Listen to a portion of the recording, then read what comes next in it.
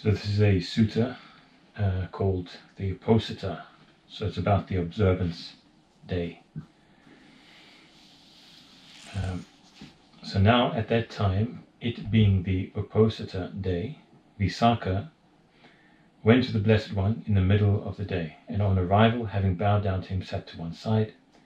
As she was sitting there, the Blessed One said to her, "Well, now, Visakha, why are you coming in the middle of the day? Today I'm observing the Uposatha." And the Buddha says, "Visakha, there are these three Uposathas. The Uposatha of the cow herd, the one who watches the other people's cows. Shepherd. The shepherd.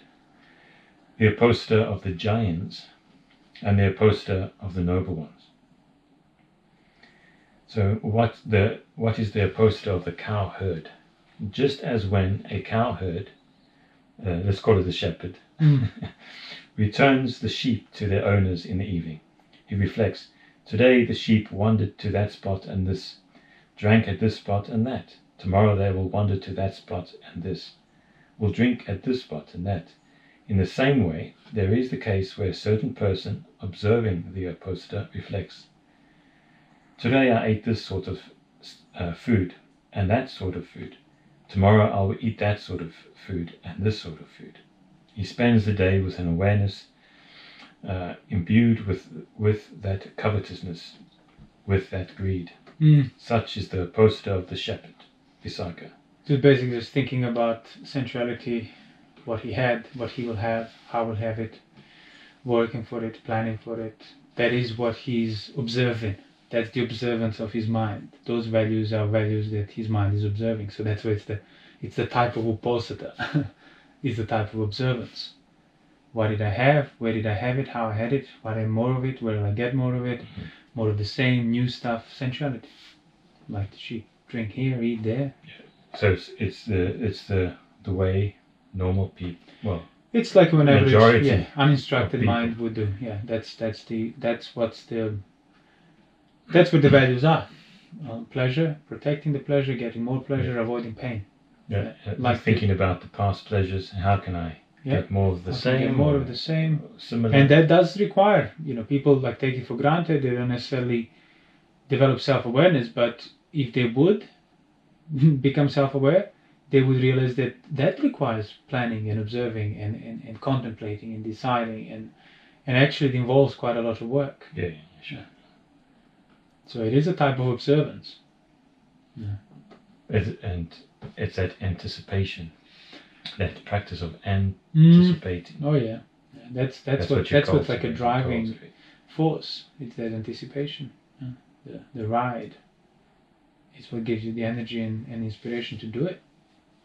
If you were to immediately reflect on the results that you experienced so many times before, like results of allowing your senses to feed carelessly where they want to, you realize, well, actually, it's not that much. It's not that great. I've done it before. But it's approaching the idea of result through the mind of anticipation. Then it's always like infinite pleasure promise. Although you know it's not, you know it's going to last for a bit. You experience it many times, but you forget. Or you don't put the result first. You put your anticipation first. And then you can't resist the ride. Although you know it's going to have a very limited result. So your anticipation becomes the driving force that is, of your life. That's exactly what it is. Yeah. That's the delight in sensuality. Is the gratification of sensuality. Not getting what you want. Is allowing delight to be first. It's how you gratify your senses. And joy and zeal and delight. If you think, now, well, you have to be able to reflect on this. Now this is what I'm cultivating, anticipation.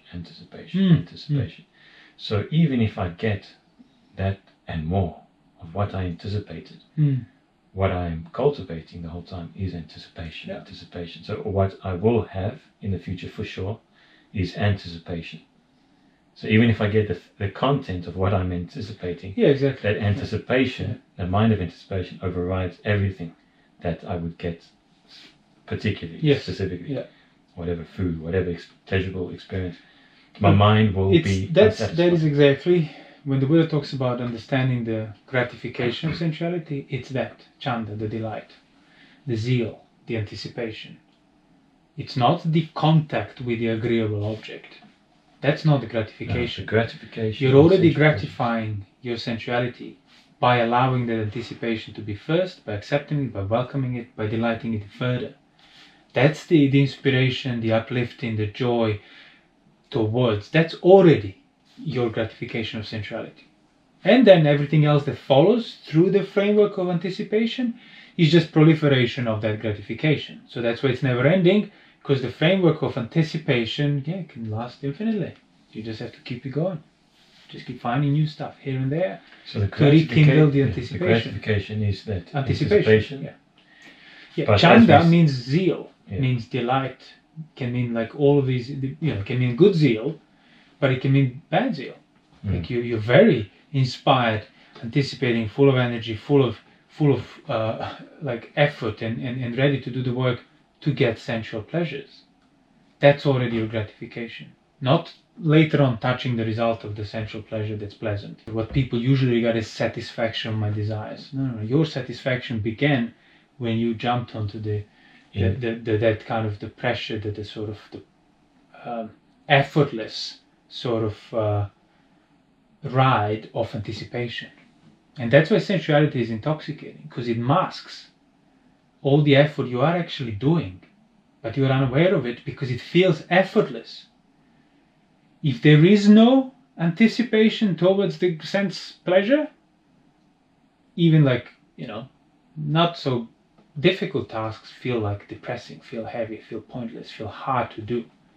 But all you need to do is put that like cherry on the top as waiting for you. The carrot. The carrot, yeah. And then it just becomes absolutely effortless, while in reality you do much more as a result of that anticipation, nothing else. That's why in some suttas, the Buddha talked about danger of that gratification, danger of sensuality. He talked about it different contexts, obviously always arriving at the same principle, but in some suttas he said the danger of sensuality is having to work fields, sweat, endure the heat to earn the money, to get married, to have family, to protect, to work for it. That's the danger. And you realize, that's all kind of what your anticipation is based on. And you're doing all these things, hard work, unnecessary work, because it's all kind of bonded together with this idea of the great result that is only great because you put anticipation first. So that's already your gratification of sensuality. You don't put the anticipation first, you allow the reflection to recognize everything you do on account of sensuality, and then at the same time you see the end result of that sensuality, that carrot, and then you realize, this is not a good deal. But it's easy to forget if you put the anticipation first and the carrot second, and the sense pleasure second.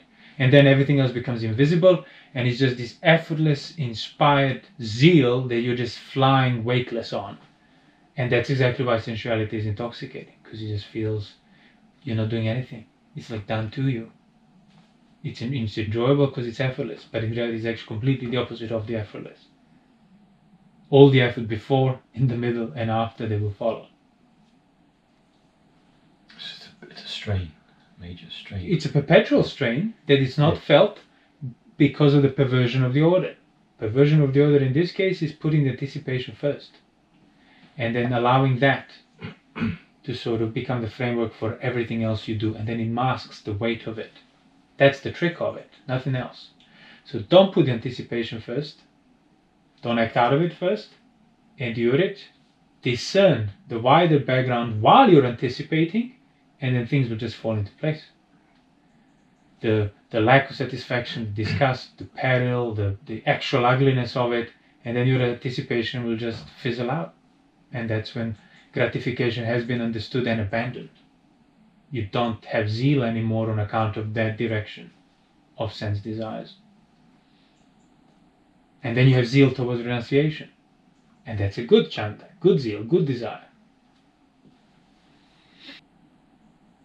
So you see the danger of anticipation. As I was saying, that your whole mind is just driven by that. You can't stop yourself eventually. It's you can see the places it's taking you. Yeah. The states of mind that it's dragging you through, but you can't stop having that craving and cultivating that craving. Yeah, no, that's the thing. You can't stop having it, but you can start cultivating it by not putting it first, by enduring it and then broadening the picture, as I said. And then you will stop having it eventually. When you stop feeding it, it will die out. Yes. But you can see the future dangers, Yeah, exactly. Imagine exactly. if I keep doing this for 50 years. Yeah. No, of course. If I keep doing this for 50 years, this craving, fantasizing, going after these sensual pleasures, eventually I'll get old and everything will calm down. No, what happens is, the longer you do it, the stronger the craving becomes, the weaker you become. And what is the Uposatha of the giants? There are the contemplatives called the giants, and Nigantas. They get their disciples to undertake the following practice. They say, "Here, my good man, lay down your weapons with regard to beings who live more than 100 leagues to the east, to the west, to the north, to the south." Thus they get their disciple to undertake kindness and compassion to some beings, and not to others. Well, that's different to kind of Jains, as I know. As you know, they want to protect all beings. But anyway, finish. On the Uposatha on the Uposatha day, they get their disciple to undertake the following practice. They say, "Here, my good man, having taken off all your clothing, say this: I am nothing to anyone anywhere, and nobody is anything to me anywhere." Yeah, it's like one of the foremost views of an outsider. Yeah. I am nothing towards anyone, no one's mine. I am not anybody's. So they get that person to say that, to declare that. Yet in spite of that, his parents know of him that this is our child, and he knows them that these are my parents. His wives and children know him that this is our husband and father, and he knows them that these are my wives and children, and so on with his workers and so on. So in other words, he's not practicing what he's declaring. He hasn't been practicing, and he has no plans of doing it. He's just declaring it because he's in the presence of a Samana or Brahmin that holds such Uposatha. So he's just going along with it for whatever benefits he believes he's going to get from it. Some special mantra. So it's no different at all. Some special practice. But it's thus at that time, when he should be persuaded to undertake truthfulness, he's persuaded to undertake falsehood. Yeah. At the end of the night, he resumes the consumption of his belongings. He takes back his clothing and things that he's given up, and nothing's his, even though they aren't given back to him, and he gave them up. This counts as stealing. It says, Yeah. I tell you, such is the Uposatha of the Jains. When this Uposatha of the Jains is undertaken, it is not beneficial. So he gave the example of the Jains because obviously it was probably prominent at the time. But you could see the principle of that is basically taking on the practice superficially. And I think that's sort of what he describes that mirrors pretty much most of the temples today, where people go and take the precepts because they offer the food. So they go through the motion of chanting the precepts, declaring the precepts, knowing even beforehand that the moment they leave the monastery, precepts won't apply to them. They'll carry on drinking or whatever else. But it's done by both. So the monks are encouraging, exactly like Jains, "Come, good man, take the precept, it's good for you, you make merit." And they do so both while knowing it's just going to be for the duration of the chant and maybe till the end of the day until they leave the monastery. Then they go back to their own life normally, nothing has changed. So it's not really an Uposatha. Well, it's a type of Uposatha, as you can see, like Uposatha on the surface. Which is worse. Because it's even more dishonest. Because many people do genuinely believe, certainly traditional Buddhists, that simply by taking the precepts without intention of keeping them, they are accruing merit somehow, somewhere. Because look, I am doing this. I'm clean. It's a form of cleansing. Take your clothes, put these clothes, wash your hair, bow to the 4 directions, whatever Jains were doing, or other Brahmins. That's exactly just going through the motions that obviously are kind of held together with the belief of Uposatha and purification and development, when in reality deep down nothing is changing, nothing is required to be given up, and no renunciation of the real kind. So it's just like playing in the sand, really, emulating it without really committing to it, knowingly that you're not going to commit to it. I went to church on a Sunday, said my prayers, cleared the week, exactly. That's the equivalent of bad of it deeds as well. in the week. Yeah. And what is the Uposatha of the noble ones? It is the cleansing of the defiled mind through the proper technique. And how is the defiled mind cleansed through the proper technique? So there is the case where a disciple of the noble ones, a noble disciple, recollects the Buddha. Indeed, the Blessed One is worthy, rightly, self-awakened, consummate in knowledge and conduct well gone, an expert with regard to the world, unexcelled as the trainer for those fit to be tamed, the teacher of divine and human beings awakened. So he has faith in the teaching, in the teacher, the teaching. Yeah. As he is recollecting like this, his mind is calmed. Joy arises. The defilements of his mind are abandoned, just as when the head is cleansed through proper technique. Right. And it gives like through soap and so on. Yes, what I said, exactly what people believed. By washing your head with the soap, with this water, in that direction, you're cleansing your mind. But the Buddha says, yes, through a technique of recollecting the Buddha, the Dhamma, the Sangha, on the basis of your right view, recollecting the quality of enlightenment, the path, the knowledge, you are cleansing your mind by bringing up and thinking about those contexts, those themes of enlightenment, awakening, freedom from suffering, on the basis of your right views, on the basis of seeing what your mind actually is. Then yes, that results in the actual purification, like what people believe of washing it, the method and the motions of how you wash it and how you prostrate, like that. That's how people believe it, but this is what actually cleans your mind. Oh, you're bowing down like this. Yeah. Cleans the mind. Yeah, exactly. Yeah. It's the recollection of the Buddha on the basis of your right view. That cleans your mind. Yeah. So the right themes, the right contemplations clean your mind.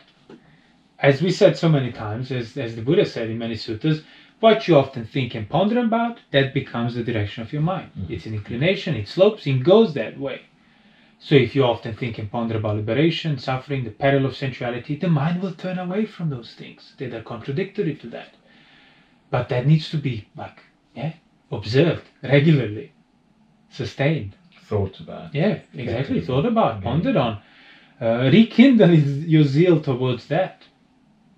Inspiration towards thinking those themes that kind of initially go against your experience and certainly against the experience of a sensual household life. But if you think about them long enough, they will. The values behind those themes, those contexts, will take place, will take root, will start to grow. Because you don't really hear about that often. Like, just think about the Buddha and his qualities.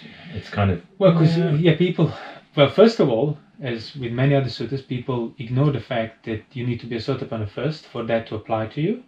Having ignored that fact, then it becomes easy to, oh yeah, of course, we already do that. So it's taken for granted that everybody already does that, and it's great. But you realize, well, actually, follow further in the same sutta. These are the results that should follow if you do that rightly on the basis of the right view. So do you have the results to follow? Is your mind inspired because you think you are saved by the Lord Buddha? Or is your mind inspired because it's incapable of lust and aversion towards very unfavorable circumstances? And then the confidence towards, I cannot be defiled internally, confidence comes on account of it. Is that your zeal, your inspiration? Or because the Lord Buddha is always looking over you and everything will work out? It's different. Yeah, which one is it? Or maybe not specifically such a kind of personified idea of the Lord Buddha, but do you hold the belief that everything will work out? Everything will be fine for you. Where is that belief rooted? Is it an effectual recognition of your right view, Sotapanna? So you know you are beyond the states of peril and so on. Factual recognition of the purified states of mind that you know for fact, like you see them, pure, impure, you avoid impure, you cultivate the pure. Or is it just wishful thinking? Everything will work out. On the basis of what? On the basis of what? You have such observance. Yeah, you can start imagining the Buddha. These images in your mind. Maybe you won't do that, but do you deep down believe that everything will work out? Yeah. Okay, but fine. You have that belief, no problem. What do you do on account of it? Do you put that belief first and then all the effort, the renunciation, reflection, giving up that you have to do, that you know you have to do if you want to practice Dhamma? Do you kind of try your best and, but deep down believe that everything will work out, although you are not really putting the effort first? Or are you really putting the effort first and disregarding the belief? Whether it's there or not doesn't matter. What matters is whether you make the effort. And that always comes back to that simile of the chicken with its eggs.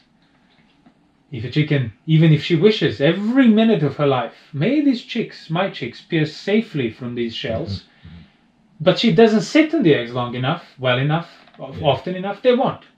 And then you have the other chick, whether even she doesn't wish for the chicken. But if she doesn't wish for the chicks to pierce out, they will, because she is doing the work. And that's always like, so are you putting the work first? Or you believe that everything work out and you're doing your best? Or are you putting that first? Because otherwise it's a bit too much pressure. Are you doing the Jane Uposatha? Yeah. Empty. Again, these are like the obvious kind of clean-cut examples, but you could, if you discern the principle, you could see how it would apply to many of the contemporary things that are done and placed. Purification through mantra, purification through incense, whatever. Through techniques, through methods, purification through, I won't have to think, sustain, ponder on danger and develop the context and reflect and get the right view first.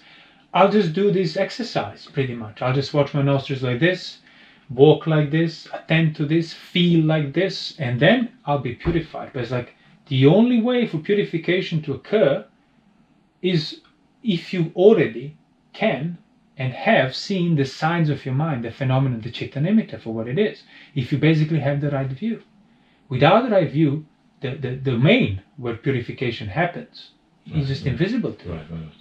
And that's why often, without the right view, any such practice does kind of imply, to some degree, when everybody starts the practice, you're new to it, you get your ideas, and the idea of enlightenment, insight, Sotapanna, it always has almost like this, requires this magical leap.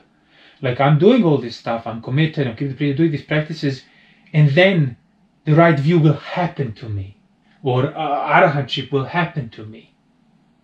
Means you don't really see where purification is and where it happens, because that's where it happens. When you purify it, that's what the right view is, when the mind is purified enough. But in order to purify it enough, you can't just wish for it to happen on account of these observances you're doing. Only if you see it where it needs to be purified, what it needs to be purified. If you start seeing what the mind is. That's why, as the sutta says, citta nimitta is the prerequisite for the right view. And then you know exactly what the practice is. Then there is no more magical leaps involved, or doing this for this to happen. You know exactly. Wholesome intention, unwholesome intention. Cultivating dirt and cleanliness. Yes, dirt and cleanliness, and you see exactly what needs to be cleaned and how and to what extent. That's when you can start the work. Yeah. That's at least when you know what the work is. Now you see it clearly, and that's all you know. You reason, you measure the task, this is what needs to be done, you see where it needs to be done, and then it's easy to do it, because now you see it. But when it's all like sort of, at arm's length, with certain kind of magical leaps in connection, just hoping for it to happen, then it gets, it's on the level of wishful thinking, and then whatever happens, you don't even know if it's good or bad, important or unimportant, you're already bent on it being the right thing. So that's when people start interpreting any mundane stuff as spiritual stuff because of the context of their spiritual practice. But if they didn't have the context of the spiritual practice that they developed, their inspiration, you would just see it as just the mundane stuff, or just some new experience, a novelty this, novelty that. There's nothing to it. But no, there's much more to it because of my already pre-decided belief that there will be a lot more to it because I'm practicing. And that does go hand in hand with that view that everything will work out. So whatever I'm doing, on account of my inspiration to practice Dhamma, doesn't matter whether I see it, whether it's directly related, how it's related, whether it's bringing on wholesome to increase, wholesome to decrease, or wholesome to increase, unwholesome. It doesn't matter if I see that clearly, if I fully understood it. Doesn't matter if I see the signs. Doesn't matter if I have the right view. I do have the pure, wholesome intention to practice the Dhamma. Thus, whatever I do on account of that it's towards the goal of Nibbana and the Dhamma, and I'll be fine. And that's a very dangerous view to have, because as we said in previous talks in the suttas, one of the definitions of the right view is knowing important and unimportant as unimportant. Without knowing that, people end up doing unimportant as important and overlooking the important. And often people do overlook. Like, see, the Buddha describes exactly how to calm your mind, how to experience joy, how to purify your mind if you have the right view. Think these themes, sustain them, observe them, make an observance out of them. For many people, that's exactly as we said. Oh yeah, that's just thinking.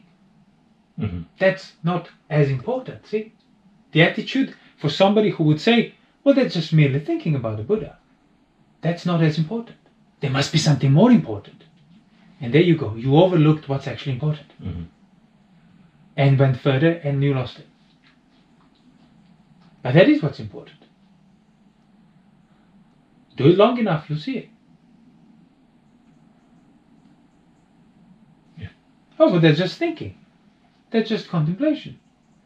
Anybody can do that. Yeah, but how many people actually do it like that? Mm-hmm. How many people do it on the basis of the right view? But exactly, whoever reads that, many people would read that, and you almost don't even read it anymore. You just, oh yeah, Buddha Dhamma Sangha, of course. I approve of that. No. Do you observe it? Do you make a theme to ponder on these qualities? Do you dig them up, revisit them, establish your mind, basically develop inspiration towards those, not like, when I say inspiration, I don't mean uplifting of faith where everything will work out. I'm inspired. No, inspiration to think more about what you've already been thinking. To really get even more clarity in regard to what needs to be understood. But again, if you think that it's, oh, that's just that's obvious, that's self-evident, you overlooked the important. You see it as not so important, it's unimportant. Let's go to the second. There is the case where disciple of the noble disciple recollects the Dhamma also, as you said, and or recollects the Sangha. Yes, you see, like recollects the Dhamma. Does not mean I recollect the Dhamma. The Dhamma is the great. No, recollects any aspect, practical aspect of the Buddhist enlightenment, the teacher, what he teaches. Mm-hmm. So recollects the Dhamma through recollecting any relevant context, theme, on account of which you kind of have the right view already, that can now further it even more. But yeah, the Dhamma is the great. The Dhamma is the greatest teaching. No, don't recollect it in that impersonal, kind of glorifying sense. Recollecting in the same sense, recollecting the quality of the Buddha, the teacher, it's well expounded, it's worth committing to. Personally, it's worth for me to commit to the teaching of this teacher. So yes, there is some faith involved, but only so that you can do it and start seeing it for yourself. Yes, so it's not about worshipping the Sangha. No, it's not about worshipping the Buddha either, nor the Sangha, nor the Dhamma, the teaching, the great Tipitaka. It's Let's bow to it. In it. Involving yourself personally with it so that you can start doing it, so that you can become free from suffering. And again, all of these recollections don't require you to meet the Buddha, nor the Sangha for that matter. Mm-hmm. You just recognize, the teaching, freedom from suffering, having obviously understood it enough initially, where the problem is, where the mind is, develop the right view. Now recollect the same. Recollect the quality of the Buddha, the teacher, how what he said you should do and practice and develop, it's worth because you can see it for yourself already, the benefits and the results of it. So just keep reminding yourself of that, sustain that as a context, and your mind will become unable to be defiled. And something I left out was when recollecting the Dhamma, the simile is like cleaning your body. So recollecting the Buddha is cleaning your head. Right. So cleaning your body. Yeah. And recollecting the Sangha would be cleaning your clothes, putting on new clothes, fresh clothes. Right. It's all about cleansing. Yeah. And so there is a case where a noble disciple recollects his own virtues. My virtues are unbroken, unspotted, unsplattered, untarnished, liberating, praised by the wise, conducive to samadhi, to composure. As he's recollecting his virtue, his mind is calm, joy arises, the defilements of his mind are abandoned. Just as when a mirror is cleansed through proper technique. So now the example is cleaning a mirror. So that's the technique. Recollection, context on the basis of factual sense restraint and not giving into unwholesome behavior. Keeping the virtue unbroken, recollecting it, gladness, joy, samadhi. That is what samadhi is. Established context of the right kind. And the technique, it's like the technique of cleaning the mirror, the mechanical technique of cleaning the mirror. Except you realize, there is nothing mechanical can be done about it. And that's the thing, if you start mechanically recollecting the virtue, the Dhamma, the Sangha, it's not going to last long. Exactly, it won't last. And that's why always people need something more palpable.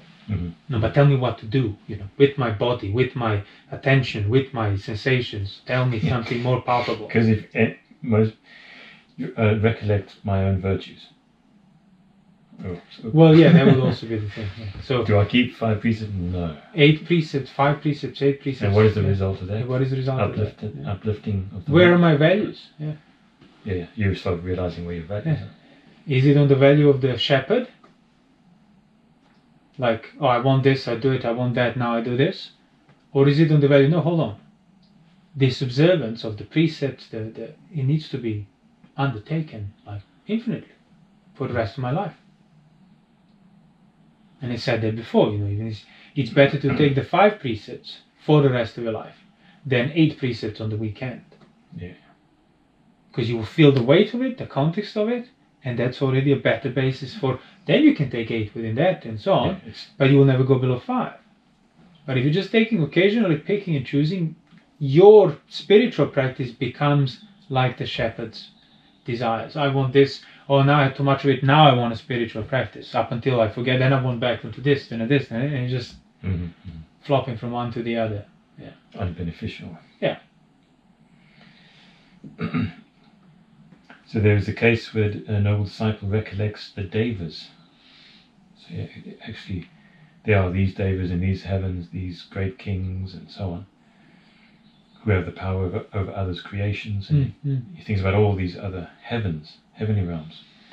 Whatever, and it said, whatever conviction or faith they were endowed with, when falling away from this life, they re-arose there in heaven. The same sort of conviction is present in me as well. Whatever virtue they were endowed with, when they died in this life, they re-arose in... Yeah, conviction, I think it means faith. Faith. Whatever faith they had, whatever virtue they had. Exactly. Whatever factors... Whatever generosity they had. Exactly. Whatever discernment they had, all those things are present within me. That's why those beings went to heaven. Yeah. So thus, you can feel confident that the worst case scenario, if you don't take your right view further, you'll at least be in the heavens. That's the worst case scenario, which is not a bad scenario from the human point of view. I'm still going to a good place. I'm still headed in the right. And even if you say, but I don't see the devas and the kings and so on, you have faith in the Buddha, on account of which you practiced and developed the right view. So you see for yourself freedom from suffering. You see for yourself the benefit of faith, virtue, discernment.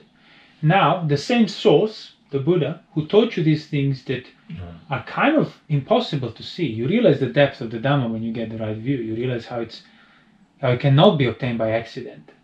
How it is truly a miracle that sort of, the self-awakened one discovered and taught to others. And now he says these other things about rewards in heavens that I don't necessarily see, but I have absolutely no basis to doubt it, because what pertains to the core of the holy life has been understood. And it came from the same source that also says, and see, if you don't get anywhere, at least you'll be in heaven. Because Sariputta, the second after the Buddha, in terms of discernment, couldn't see the heaven or understand the devas or anything. He had faith in them, that they're real, because obviously the Buddha said so, but he couldn't see any of it. To the point of that sutta where he heard somebody ask him about, he heard that there's these devas that live. Many of them live on the single-bladed space on a needle. and they don't feel crowded and confined with each other because their minds are so lofty and developed. And Sariputta thought what to make of it, and he says, it's because they practice they develop their minds over there. And that was his answer, like on the basis of reasoning here and now. He didn't see the devas, he couldn't see how and why, he couldn't talk to them as some other monks could. And then the devas heard that, and when he told the Buddha to tell him that he was wrong, and actually it was their minds developed during the human life.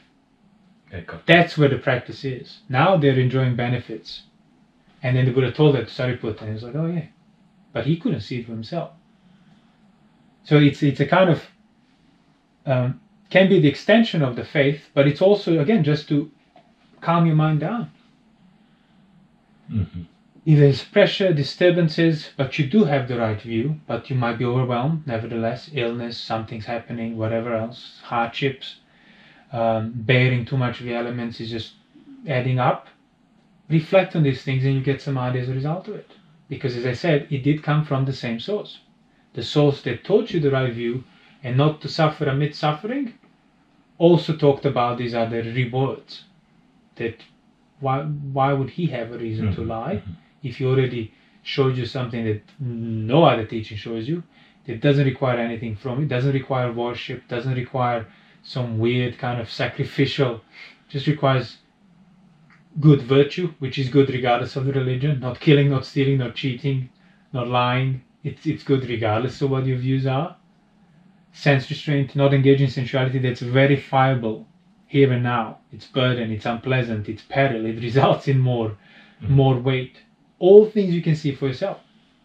Yeah, it's freed me from all those things. And it's always like one of the first, come and see for yourself. When people ask you what's your teaching, come and see for yourself. Don't, by all means, I urge you to not take it merely on faith and inspiration and how radiant I look or something. No, the Buddha said, come and see for yourself. And the last bit is, furthermore, the disciple of the noble disciple, reflects thus: as long as they live, the arahants abandon the taking of life, abstain from the taking of life, dwell with their weapons laid down, and so on, compassionate for the welfare of all living beings. Today, I too, for this day and night, abandoning the taking of life, compassionate for the welfare of all living beings. By means of this factor, I emulate the arahants, and my Uposatha will be observed.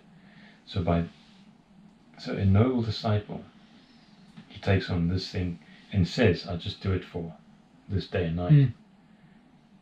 And so on with, not stealing.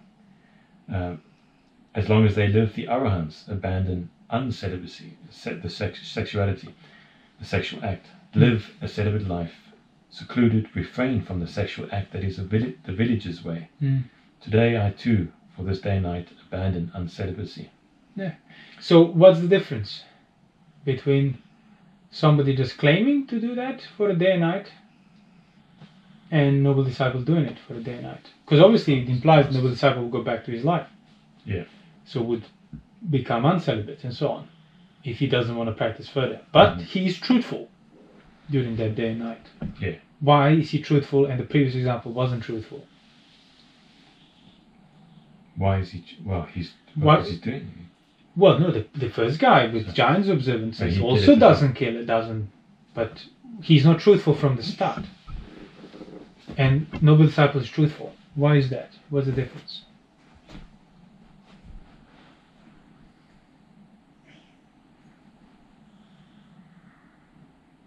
So they both decide from the start they're only going to do it for 24 hours. But one is truthful, the other one isn't. Because he understands. What? He understands what? He understands what he's doing.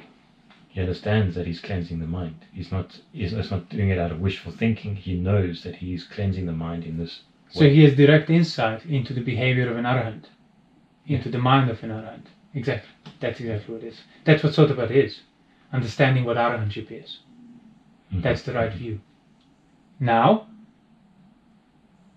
tailoring and shaping your life, your decisions, your intentions, to fully support the understanding of Arahant's mind is what Nibbana will be.